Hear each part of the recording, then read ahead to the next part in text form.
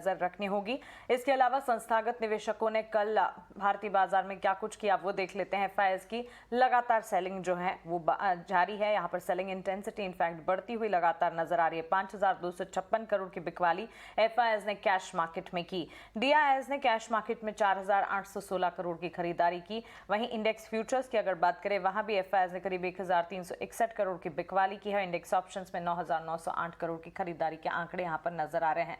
तो क्लियरली वायदा बाजार में यहाँ पर देख रहे हैं हम इंडेक्स फ्यूचर्स में एफआईआईज की बिकवाली है, इंडेक्स ऑप्शंस में खरीदारी दिखाई है, लेकिन कैश मार्केट में जो बिकवाली का रुख है एफआईआईज का अब भी बरकरार है और उसी के विपरीत डीआईआईज की खरीदारी जो है वो भी जारी है। चलिए आगे बढ़ते हैं और अब हमारे साथ सेंट्रम ब्रोकिंग के नीलेश जैन जुड़ गए हैं, उनसे बात करते हैं और मार्केट पर उनका क्या नजरिया है ये समझने की कोशिश करते हैं। नीलेश, गुड मॉर्निंग, स्वागत है आपका 18 आवर स्वदेश पर। कल हमने वीकली एक्सपायरी कटती देखी। वीकली एक्सपायरी के दिन भारतीय बाजार में बेहद ज्यादा कमजोरी के साथ ट्रेड्स नजर आए और क्लोजिंग भी काफी कमजोरी के साथ हुई। आज कैसा लग रहा है सेटअप आपको? ऑफ कोर्स डेटा कई सारे हैं, ट्रिगर्स कई सारे हैं जिस पर बाजार रिएक्ट करता हुआ दिखेगा और रिजल्ट तो है ही, रिजल्ट सीजन क्योंकि चल रहा है। वेरी गुड मॉर्निंग मानसी जी। मानसी देखिए, लगातार एक तरफा गिरावट हम काफी समय से देख रहे हैं। लगभग 17,350 के हाई बने थे, उसके बाद पिछले 7 से 8 ट्रेडिंग सेशन में मोर देन 1400 से ज्यादा का फॉल हम ऑलरेडी विटनेस कर चुके हैं निफ्टी इंडेक्स में। तो कहीं ना कहीं एक पुल बैक जो काफी समय से ड्यू था वो हमें आज के सेशन में देखने को मिल सकता है, क्योंकि जो सारे ग्लोबल बाजार है वो थोड़े से पॉजिटिव साइड में ट्रेड होते हुए नजर आ रहे हैं। निफ्टी भी कहीं ना कहीं गैप अप ओपनिंग इंडिकेट कर रहा है। अगर गैप अप होता है तो 16,000 का लेवल मैं कहूंगा एक इम्पोर्टेंट रेजिस्टेंस जोन होगा और उसके पार निकलना काफी इम्पोर्टेंट होगा। फिलहाल करंट लेवल के लिए मेरा ये मानना है कि 16,000 तक का मूव हमें देखने को मिल सकता है करंट लेवल से, और 15,710 के आसपास का स्टॉप लॉस मेंटेन करना होगा। अगर फ्लैटिश ओपनिंग भी होती है तो भी यहाँ पे खरीदारी करके चल सकते हैं, सिर्फ और सिर्फ एक पुल बैक ट्रेड के लिए। ऊपरी स्तरों पर देखिए तो 16,000 का एक इमीडिएट और साइकोलॉजिकल हर्डल है, वहाँ पे हम फ्रेश कॉल राइटिंग होते हुए भी देख रहे हैं। अगर वो लेवल पार होते हैं तो जो पुल बैक है वो पुल बैक एक्सटेंड हो सकता है 16,200 से 16,400 तक के लिए। बट फिलहाल कोई ट्रेंड रिवर्सल के इंडिकेशन तो हमें नहीं मिल रहा है, बट ये पुल बैक जरूर हमें देखने को मिल सकता है। बैंक निफ्टी की बात करें तो 34,000 तक का यहाँ पे एक डेडकेट बाउंस हमें देखने को मिल सकता है। 33,300 के आसपास का यहाँ पे स्टॉप लॉस मेंटेन करना होगा। ओके, तो ट्रेंड रिवर्सल के इंडिकेशंस कम ही नजर आ रहे हैं, लेकिन चलिए यहाँ पर इंडेक्स पर स्ट्रैटेजी नीलेश की तरफ से आती हुई। नीलेश, इसी के साथ स्टॉक स्पेसिफिक मूव्स कहाँ पर लग रहे हैं, सेक्टर्स कौन से हैं जिस पर आज के लिए आप फोकस कर रहे हैं? निफ्टी ऑटो इंडेक्स की कंपनी अशोक लेलैंड, इस पर्टिकुलर काउंटर ने कल एक रिवर्सल कैंडल फॉर्म किया था डेली टाइम फ्रेम पे, तो इसे खरीद के चलने की सलाह होगी 116 के स्टॉप लॉस से 120-122 तक के टारगेट के लिए। वही जो दूसरा स्टॉक हमें पसंद आ रहा है वो है आईओसी। आईओसी इतने वीक बाजार में कल के सेशन में एक रिवर्सल कैंडल, एक पॉजिटिव कैंडल, पॉजिटिव क्लोज हमें देखने को मिला था, तो यहाँ पे भी एक पुल बैक जो है वो कंटिन्यू होना चाहिए 126 तक के लिए। 120 का स्टॉप लॉस मेंटेन करना होगा। बिल्कुल, तो clearly 2 stock specific recommendations Nilesh ji की तरफ से। शुक्रिया नीलेश जी ये सारी की सारी डिटेल्स हमें बताने के लिए और साथ ही आज के लिए स्टॉक स्पेसिफिक रिकमेंडेशंस भी आपके हमें बताने के लिए। आगे बढ़ते हैं, हमारे साथ निर्मल बंग से 2 और ट्रेडिंग कॉल्स आई हैं, दोनों पर एक बार फोकस कीजिए। शांति गियर पर खरीदारी के मौके यहाँ पर आते हुए देखने को मिल रहे हैं। निर्मल बंग का मानना है कि शांति गियर में आप खरीदारी करके चल सकते हैं। कल के ट्रेडिंग सेशन में जहां भारी कमजोरी थी, ये स्टॉक परफॉर्म कर रहा था। आज भी 224 तक के टारगेट्स यहाँ पर देखने को मिल सकते हैं। 211 इसकी लास्ट क्लोजिंग है, 195 का एक स्टॉप लॉस लगाकर खरीदारी के मौके ढूंढे जा सकते हैं। वहीं इंडिया ग्लाइकॉल्स पर भी निर्मल बंग की ही राय है। इंडिया ग्लाइकॉल्स अगर एक बार देखें कल के ट्रेडिंग सेशन में कहां पर ट्रेड्स कर रहा था, हरे निशान के साथ यहां पर भी कामकाज आखिरी कुछ मिनटों में अच्छी तेजी भी पकड़ते हुए स्टॉक ने देखा। दिन भर में ही तेजी यहां पर जरूर कायम थी। इस बीच आज के सत्र में 920 तक के टारगेट्स को मानकर चले 855 का आपको स्टॉप लॉस लगाना होगा। लेकिन चलिए, नतीजों का सीजन लगातार जारी है और टाटा मोटर्स के तिमाही नतीजे आते हुए दिखे। नतीजे कैसे रहे, रिव्यूज लेकर सृष्टि हमारे साथ जुड़ गई हैं। सृष्टि, गुड मॉर्निंग, बताएं। थोड़ा निराशाजनक देखने को मिला है, क्योंकि हम देख सकते हैं कि जो आय, EBITDA और मार्जिन का आंकड़ा है वो हमारे अनुमान के मुताबिक है, पर बॉटम लाइन में हम उम्मीद कर रहे थे कि कंपनी 415 करोड़ का मुनाफा घोषित करेगी। एक बार फिर कंपनी ने निराश किया है बॉटम लाइन पे, जहां पे उन्होंने 1000 करोड़ से ज़्यादा का घाटा इस बार दर्ज किया है। हालांकि इनका सेगमेंटल परफॉर्मेंस देखें तो वो इतना ज़्यादा निराशाजनक नहीं है, क्योंकि इनके JLR EBIT मार्जिन करीब 2% का आया है, वहाँ पे तिमाही दर तिमाही सुधार देखने को मिला है। और साथ ही इनके पैसेंजर व्हीकल और कमर्शियल व्हीकल में भी मार्जिन सुधरते हुए नजर आए हैं। डिमांड को लेकर कंपनी काफ़ी ऑप्टिमिस्टिक है और इसी के साथ साथ आने वाले समय में FY24 तक पूरी तरीके से कर्ज मुक्त होने का भी कंपनी ने टारगेट रखा है। आगे चल के अपने जो फ्री कैश फ्लोज है वो भी बढ़ाने का इन्होंने सामने लक्ष्य रखा है। तो मैनेजमेंट की कमेंट्री स्ट्रॉन्ग मानी जा सकती है, पर बॉटम लाइन में एक बार फिर कंपनी ने घाटा दर्ज किया है, जहां पे 2 अहम कारण हैं। सबसे पहले जो इनका कॉस्ट ऑफ मटेरियल है वो बढ़ता हुआ नजर आया है, साथ ही करीब 700 करोड़ का कंपनी ने एक्सेप्शनल लॉस जो है वो दर्ज किया है, जिसमें से करीब 400 करोड़ से ज़्यादा का इनका रशिया में जो कारोबार था उसको इन्होंने फिलहाल के लिए स्थगित कर दिया है, जिसके एडजस्टमेंट के तौर पे ये इस बार इतना सही प्रदर्शन नहीं कर पाए। ओके, तो ये है टाटा मोटर्स के नतीजों के अनुमान, और आज ये स्टॉक कैसे रिएक्ट करता है इस पर फोकस हम रखेंगे। लेकिन कल बाजार बंद होने के बाद इसके अलावा भी कई सारे नंबर्स आते हुए दिखे और साथ ही खबरें भी ढेर सारी थी जिस पर हमें फोकस रखना है। रिजल्ट स्पेसिफिक एक्शन और खबरें लेकर हमारे साथ शरद जुड़ गए हैं। शरद, खबरों के साथ रिजल्ट्स के साथ शुरुआत कीजिए। Good morning.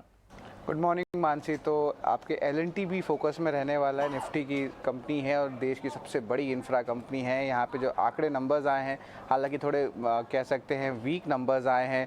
आप पैट ले लीजिए, सेल्स ले लीजिए, ये जो है बिलो एस्टिमेट्स आए हैं। हालांकि जो एबिडा है, जो ऑपरेशनल नंबर्स हैं, आपके मार्जिन्स हैं, ये जो है लगभग इनलाइन आए एस्टिमेट्स को लेके। ऑर्डर के बारे में बात करें तो ऑर्डर बुक लगभग 3.6 लाख करोड़ का है और ऑर्डर बुक अगर Q4 में देखें तो लगभग 46% का ग्रोथ देखने मिला है। हालांकि गाइडेंस जो है थोड़ी सी पॉजिटिव रही है मैनेजमेंट की, जहां पे वो एक्सपेक्ट करें कि ऑर्डर बुक की ग्रोथ लगभग 12 से लेके 15% तक का ग्रोथ दिखाएं, और जो रिकवरी जो मार्जिन में हुई है वो जो है आगे चल के और ज़्यादा होगी। तो इस पे जो है एक पॉजिटिव रुख जो है गाइडेंस कर रहा है। लेकिन ओवरऑल देखा जाए तो वीक ही नतीजे जो है L&T के रहेंगे। और इसके अलावा सीमेंट्स फोकस में रहेगा। इनके जो आंकड़े हैं बेसिकली सितंबर एंड में जो है देखे जाते हैं, लेकिन अच्छे नतीजे आए हैं। लगभग आप देख सकते हैं रेवेन्यू में 8% का ग्रोथ है। हालांकि पैट सपाट है, लेकिन जो ऑर्डर बुक का जो कमेंट्री है वो पॉजिटिव है।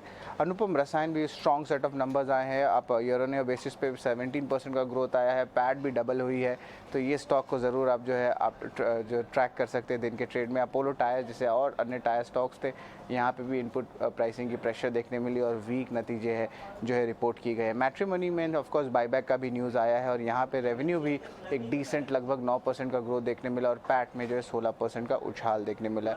उज्जीवन स्मॉल फाइनेंस बैंक के जो है मिले जुले नतीजे हैं। हालांकि NI नंबर्स बहुत अच्छे आए हैं। ऑलमोस्ट 48% नेट इंटरेस्ट इनकम में ग्रोथ देखने मिला है और थोड़ी सी इंप्रूवमेंट एसेट क्वालिटी में भी हुई है। जम्मू कश्मीर बैंक के जो है वीक नतीजे आए हैं और स्पेशली प्रोविजंस पे जो है दबाव ज़्यादा है और आप देख सकते हैं कि थोड़ी सी एसेट क्वालिटी में ज़रूर इंप्रूवमेंट हुई है। लेकिन जो ओवरऑल कहेंगे पैट, वहाँ पे 65% का डाउनटिक देखने मिला है। तो स्टॉक में नेगेटिव रिएक्शन आज देखने मिल सकता है। RBL बैंक के डिसेंट सेट ऑफ नंबर्स आए हैं और एसेट क्वालिटी में भी इंप्रूवमेंट आया है।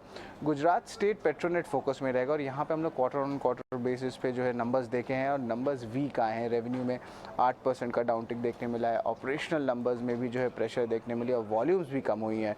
इसके अलावा Aditya Birla capital BFSI space से स्ट्रॉन्ग नंबर्स पोस्ट किए हैं।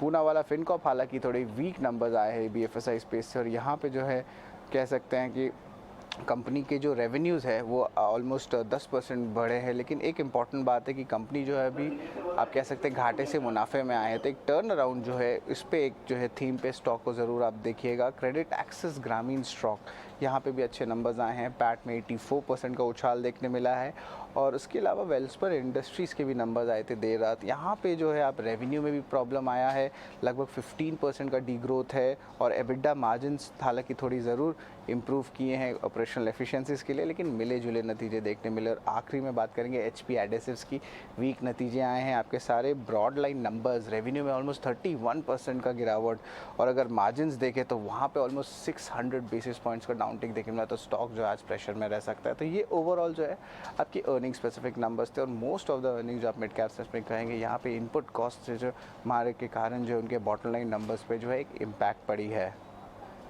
ओके, तो ये सारे के सारे अर्निंग स्पेसिफिक रिजल्ट रिव्यूज हैं जो कि हमारे सामने शरद ने रखे हैं, लेकिन शरद साथ ही खबरें और ट्रिगर्स भी ढेर सारे होंगे जिन पर हमें फोकस करना है। आईपीओ अपडेट्स भी लगातार आ रहे हैं, बताएं कौन सी खबरें हैं।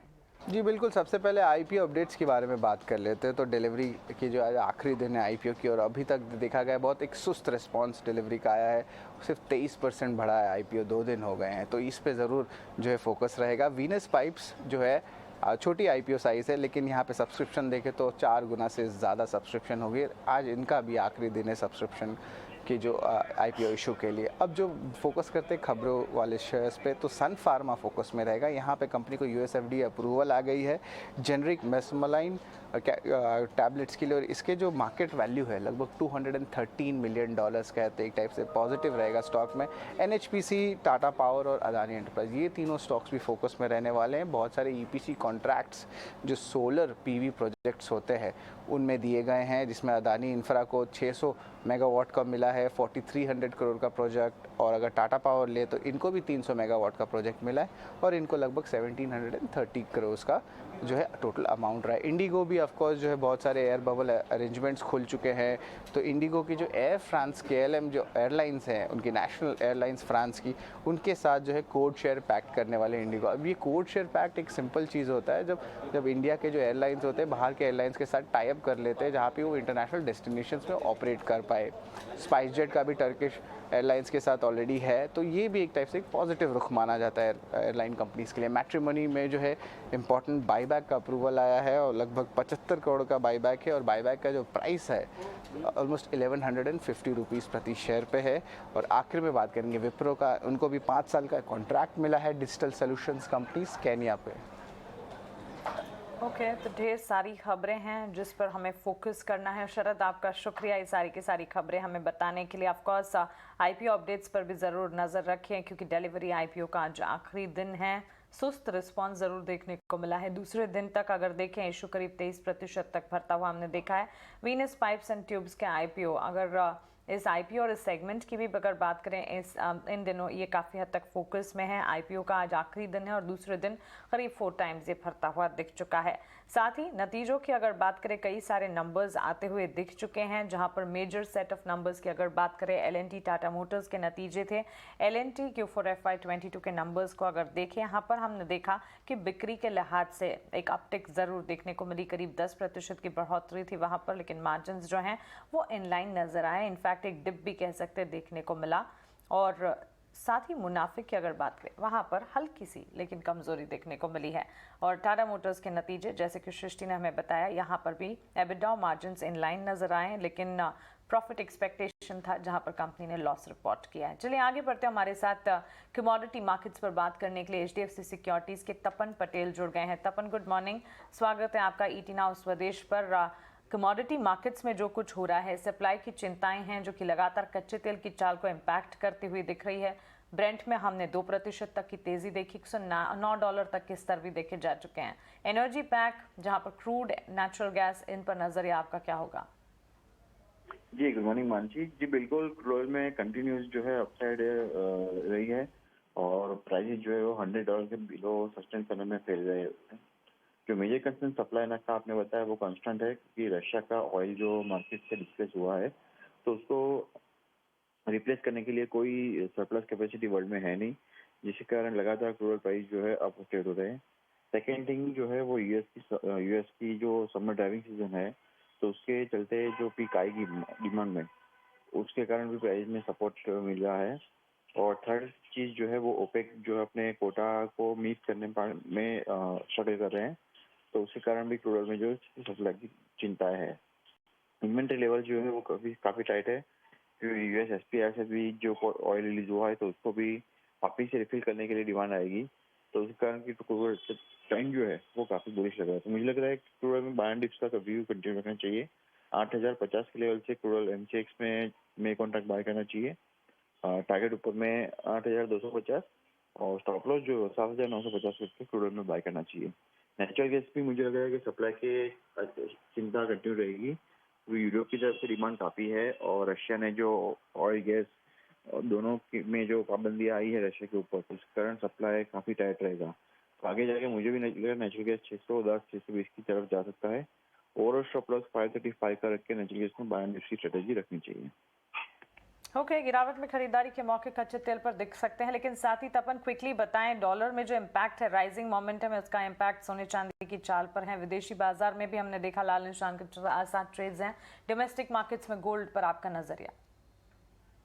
जी, डॉलर इंडेक्स में फिलहाल जो मोमेंटम है वो मेनली चाइना की करेंसी प्लस यूएस की पॉलिसी, ये दोनों की कारण है जो ओवरऑल 104.50 की करीब चल रहा है, जिस कारण ओवरऑल कमोडिटीज पे प्रेशर बन रहा है। और लोकल करेंसी भी अगर देखें यूएसडी है वो भी ऑल टाइम लो के करीब है। आज जो इन्फ्लेशन डेटा है कल का वो भी एक नेगेटिव पॉइंट है रुपये के लिए। तो मुझे लगता है कमोडिटीज में इंडियन रुपी में शायद थोड़ा सपोर्ट मिलता है, लेकिन ओवरऑल ग्लोबल लेवल पे डॉलर इंडेक्स जो स्ट्रॉन्ग है उस कारण प्राइसेस जो है वो अंडर प्रेशर ट्रेड हो सकता है। खास करके गोल्ड और सिल्वर में हमने लगातार सेलिंग आती हुई देखी है। तो यूएस में जो इन्फ्लेशन डेटा आया उसके कारण एक्सपेक्टेशन बढ़ गया है कि यूएस फेड जो है वो अग्रेसिवली रेट हाइक करेंगे, जिस कारण डॉलर और बॉन्ड यील्ड दोनों में तेजी हमको आती हुई दिखी है। तो गोल्ड और सिल्वर दोनों में प्रेशर कंटिन्यू रह सकता है। खास करके मुझे लगा है गोल्ड में सेलिंग कंटिन्यू रह सकती है। 50,300 का सपोर्ट लेवल ब्रेक हुआ है तो वापस से उसी रेंज से सेलिंग आ सकती है। तो 50,300 पे सेल करना चाहिए गोल्ड। टारगेट डाउन साइड 49,800 और स्टॉप लॉस जो है 50,700 का रख के गोल्ड में सेल कर सकते हैं। तपन, शुक्रिया आपका ये सारे के सारे स्ट्रेटजी हमें बताने के लिए। तपन की कॉल कॉपर में भी है, सेल कॉल इनिशिएट करने की राय 738 के टारगेट 756 का स्टॉप लॉस आपको लगाना है। लेकिन चलिए आगे बढ़ते हैं और अब ब्रोकरेज हाउसेस के रडार पर कौन से शेयर्स हैं ये समझ लेते हैं। बताने के लिए वामाक्षी हमारे साथ जुड़ गई हैं। वामाक्षी, गुड मॉर्निंग। बताएं ब्रोकरेज रिपोर्ट्स कौन सी हमारे पास? तो CLSA ने टाटा मोटर्स पर एक रिपोर्ट बनाई है जिसके द्वारा उन्होंने बिकवाली की राय से अंडर परफॉर्म की राय दी है, जो उन्होंने लक्ष्य रखा है 411 प्रति शेयर का। जो डोमेस्टिक कारोबार है, जो घरेलू बिजनेस है, वो काफ़ी स्ट्रांग नज़र आ रहा है। हालांकि JLR यानी कि जैगुआर लैंड रोवर में अभी भी दिक्कतें नज़र आ रही है। मजबूत डिमांड के कारण वॉल्यूम्स में ग्रोथ दिखाई दे सकता है और इसी के कारण उन्होंने अपनी रेटिंग अपग्रेड कर दी गई है। मॉर्गन स्टैनली ने भी टाटा मोटर्स पर ओवरवेट की राय बरकरार रखी और लक्ष्य रखा 561 प्रति शेयर का। उनके मुताबिक एक इम्प्रेसिव क्वार्टर था टाटा मोटर्स के लिए। हालांकि JLR यानी कि जैगुआर लैंड रोवर है, उसमें एक वीक Q1 दिखाई दे सकता है। हालांकि जो पूरे साल के लिए मार्जिन है वो काफ़ी जो गाइडेंस है वो काफ़ी बेहतर नज़र आ रही है और इसी के कारण उन्होंने ओवरवेट की राय दी है। बोफा सिक्योरिटीज़ पे L&T पे खरीदारी की राय है और लक्ष्य रखा है 1,806 प्रति शेयर का। कंपनी ने अपने चौथे तिमाही के नतीजे रिपोर्ट किए थे और वो काफ़ी अच्छे थे और उनके मुताबिक जो ऑर्डर इनफ्लोज है वो अनुमान से बेटर थे और एक रोबस्ट गाइडेंस दी है कंपनी ने, जिसके द्वारा वैल्यूएशंस में रीरेटिंग आ सकती है और इसी कारण की वजह से उन्होंने खरीदारी की राय बरकरार रखी है। ओके वामाक्षी, शुक्रिया ये सारे के सारे ब्रोकरेज रिपोर्ट्स हम तक पहुंचाने के लिए।